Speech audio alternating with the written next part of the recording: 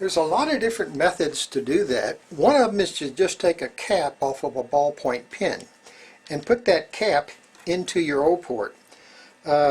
Some O-ports now are different sizes than other O-ports, and this cap won't quite fit into this O-port, but I'm going to force it in there.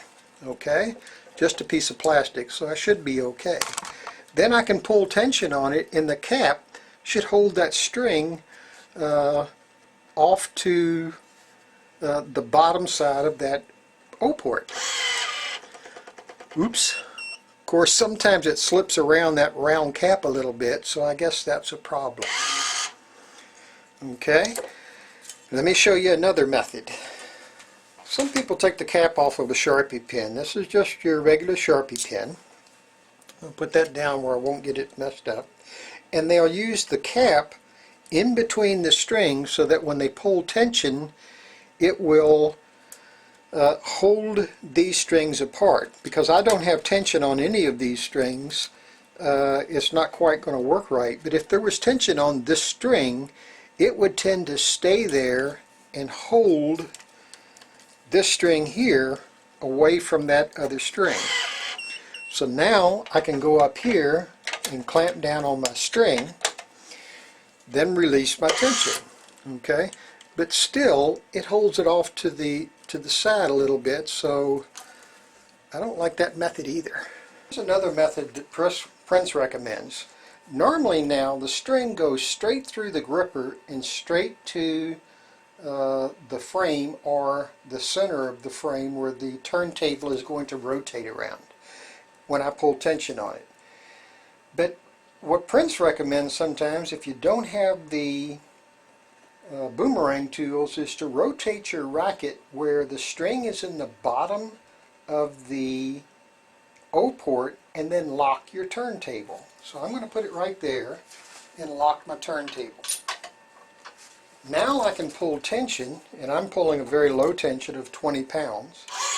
I can pull tension, and when I pull tension, it'll keep this string in the bottom of the O-port. But my string is bent going into my gripper, so the gripper's pulling in this direction, but my string is bent right up here. I don't like that method.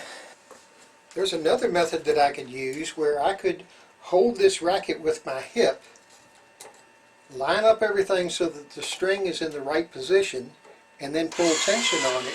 And I'm holding this racket back with my hip so that it stays in the right position, hoping that I'm not too wobbly here, so that it stays in the right position so I can clamp my string. Another method of using these Boomerang tools. There's actually 4 different Boomerang tools.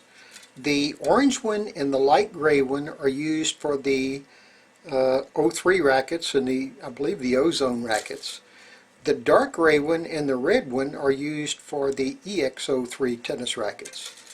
The particular tool for this particular application is the orange one.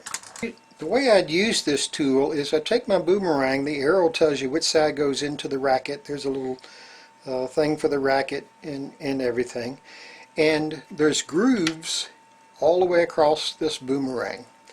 So that when I put the string in those grooves, and then this can go in this far, it could go in that far. But what I want to try to do is I want to try to get it so that the string is held straight going through there, because all I'm trying to do is get this string to hold in the bottom of the racket.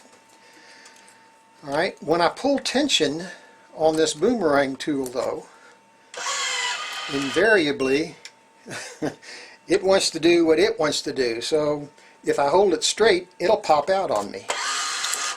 If I put it in too far where it won't pop out, like this, well, if I were to get it so that it would stay in there, what's going to happen is it pushes it down too far, and again I've got a bent string. I don't like the boomerangs. Maybe I can try one of these EX03 ones and see if they'll work. The red one fits in there a little bit, and I can pull on it now, And you can see what I was talking about. You see how this string goes down too far and then back up? The advantage of the red one is it has some little ears on it right here. These are the later version of the Boomerangs. And these little ears right here catch on the inside of the frame and they keep it from popping out. I guess they found that out, and then the gray one won't fit in there. Let me get this other gray one off the floor.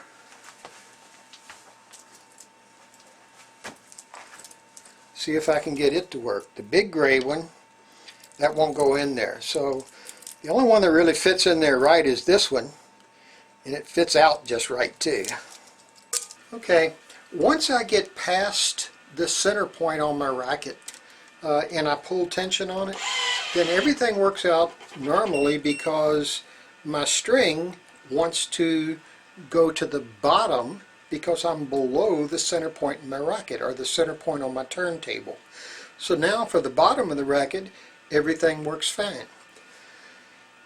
So when I'm in the top half of the racket, the string wants to pull to the top half of the O port. When I'm in the bottom, it wants to pull to the bottom half of the O port. It would make sense to me to always pull the top half of the strings going up the racket and the bottom half of the strings going down the racket. To do that, you use it. What I've done now is I've put in the 2 center cross strings, and I've got a piece of a business card on the lower cross string, and I'm going to pull the 2 center cross strings both at the same time, just like I normally start my main strings. Okay, with for a clamp to clamp the bottom string, and I'll use a starting clamp to clamp that same string on the outside of the frame, using the business card to protect my frame. Then I'll pull tension on the top cross.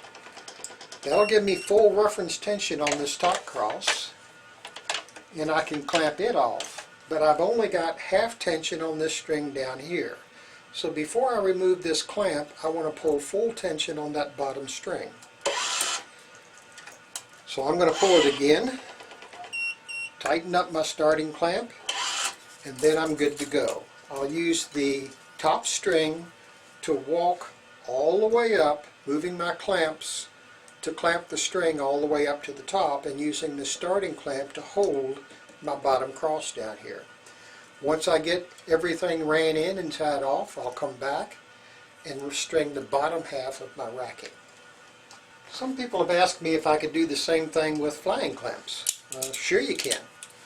First thing you do is you pull tension on your 2 center cross strings. Once you've got the tension on them, you clamp as far from the tension head as you can inside the frame. Use a starting clamp to clamp the bottom string outside the frame.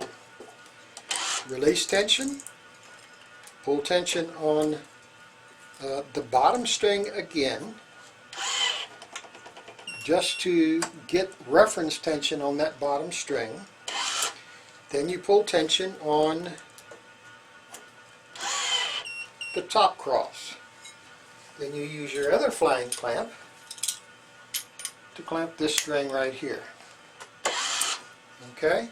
Then what you can do is go up the racket using your flying clamps to do that. As long as I've got the starting clamp on there, I can use both of these flying clamps to string my crosses with, using this one for the left side and this one for the right side, or I can leave one of them in place and then just string all my crosses up, walking one clamp from one side to the other.